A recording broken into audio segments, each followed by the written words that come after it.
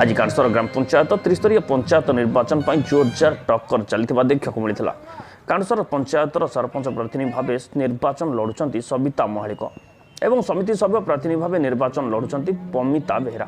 पंचायतर विभिन्न उन्नतिमूलक कार्यगुड़ी को आग को बढ़ई नेबाई पंचायतवासी यह दुई जन प्रार्थी को छिड़ा कर पंचायतवासी सूचना मिली।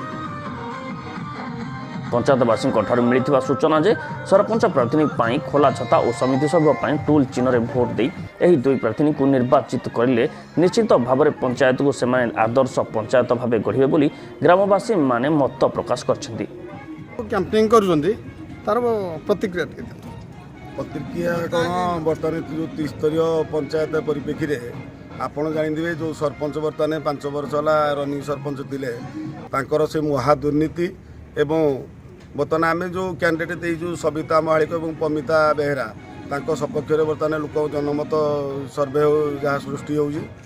5 वर्ष भितर से कौन गरीब लोकर गोटे इंदिरावास करें एवं कौन गोटे राशन कार्ड भी करें ता सहित रास्ता घाट ड्रेनेज सबुदे से विफल एवं कौन गोटे गरीब लोकर विपद आपद पड़े कौन सहयोग करें एवं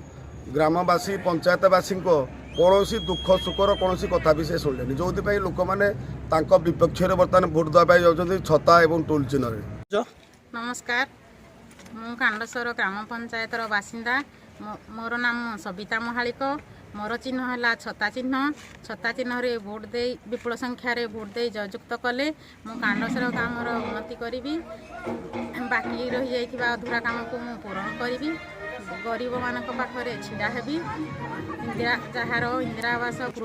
गृह निर्माण करी भत्ता करी राशन कार्ड करी रास्ता निर्माण करी गरीब मानक पाखरे छिड़ा हेबी गरीब मानकर दुख कथा बुझीबी। बरपालू सुधाकर साहू रिपोर्ट प्रतिरोध न्यूज।